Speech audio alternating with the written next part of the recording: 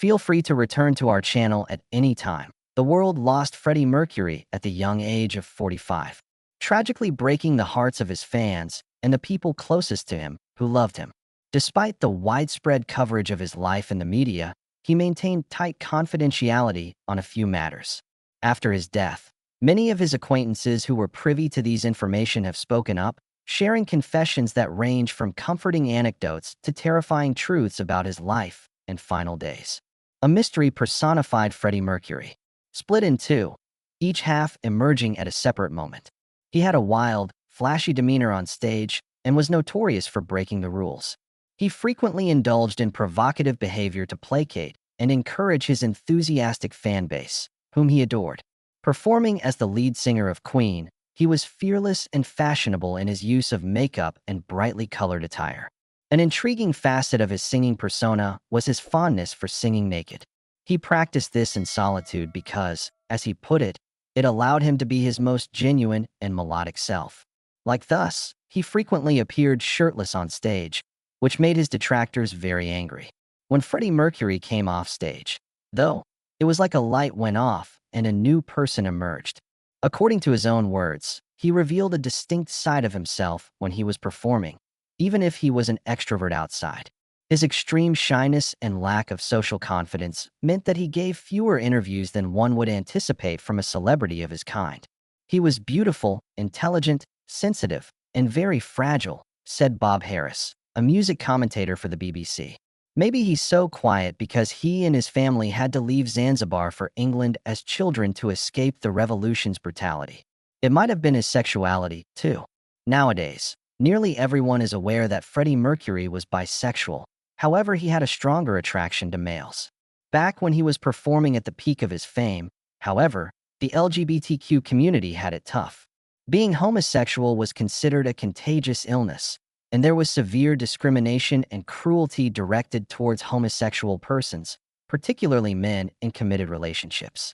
The most obvious cause of this was the AIDS epidemic, which began in the 1980s and expanded among male homosexual partnerships, eventually killing Freddie Mercury and many other gay men.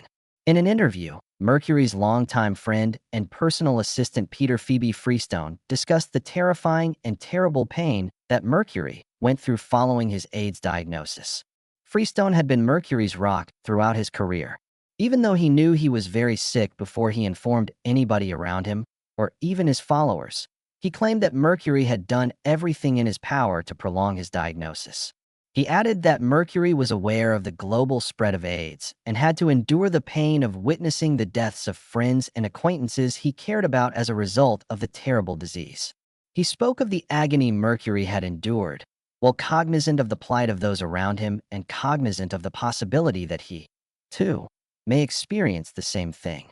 Like the rest of us, he probably dismissed the possibility that he was sick. During that moment, the star was thinking, "It won't happen to me," as Phoebe put it. Keep in mind that back then, it was a genuine death penalty. Even if it's still going on, we may now postpone the end. In 1987, Freddie Mercury sought medical attention and received the diagnosis of AIDS. He was in a relationship with Jim Hutton at the time, whom he frequently referred to as his spouse. As a result, he was the target of intensely intrusive and critical press, which frequently probed his sexuality and which he adeptly sidestepped by using metaphors. It breaks my heart to think about how his life was exposed to the world for so long, even though he was never ashamed of who he was. His dread of the world's reaction prevented him from publicly expressing it. Hutton, who was patient and caring behind closed doors, was also compelled to keep his distance from him. Mercury felt misled and self-conscious as the press became more intrusive in reporting on his deteriorating health, falling weight, and pale physique as his illness deteriorated and he reduced the frequency of his public appearances. Everyone who saw and cared for Freddie Mercury during his final days can attest that it was the most agonizing time of his life. Mary Austin, who had been his confidant, long-standing friend, and ex-girlfriend, visited him frequently and displayed profound sadness upon seeing him in his illness. Despite the treatment, he deteriorated over time, eventually becoming bedridden and losing his sight. Mercury, who was in terrible health, refused to let AIDS define him or his career, even though he could have easily been an AIDS poster boy.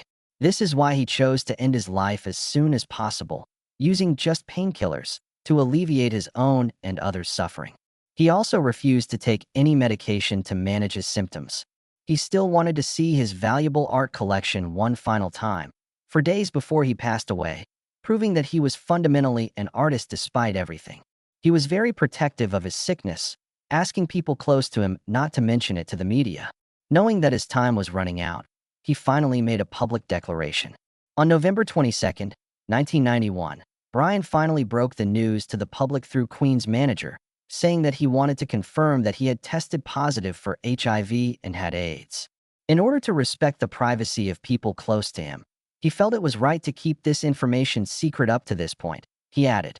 But he continued nevertheless. He hoped that his global fan base would finally wake up to the reality and fight alongside him, his doctors, and everyone else in the battle against this awful sickness. Finally, he asked that those who loved him continue to honor his request for solitude so that he might be at peace in his last hours. This was important to him because his absence of interviews was a big part of his fame. The shocking thing is that Freddie Mercury's health took a nosedive the very next day, which no one had anticipated. Well, maybe not even him. While he slept, he clung to his husband's hand and would not remove his wedding ring. Mercury let out a quick scream of agony after hearing a loud snap on Sunday morning, which Hutton described as like a bone shattering when he laid him on his bed. At 7 minutes past 12 o'clock in the evening, he and his companion finally found relief from their suffering. Hutton said in his memoir about the time he died that he was finally at peace, saying that he looked beautiful and that his entire face returned to its previous state. Just as he had asked, the funeral was modest in scale. He felt better at last, with only his closest loved ones there, who were both angry and relieved. He ordered that his close friend and confidant Austin be the one to store his cremated remains, but she has never said where he wanted them kept, thus the mystery will remain unsolved. Freddie Mercury was mysterious due to his many personas and his love of keeping things under wraps. However, his extravagant fame and music, the things he aspired to be remembered for, were the most extraordinary. You are free to do anything you want with my image and music, remix it, and re-release it. He made this final statement 10 days before he passed away when meeting with Queen's manager Jim Beach. He got what he wanted. Nothing can ever make me dull. Documentaries examining his life from a variety of perspectives abound, and there have been multiple cover versions of Queen songs. Monuments honoring the life and work of the musical genius have also been erected. Tell me which Freddie Mercury song you love the most. Leave a comment and tell us.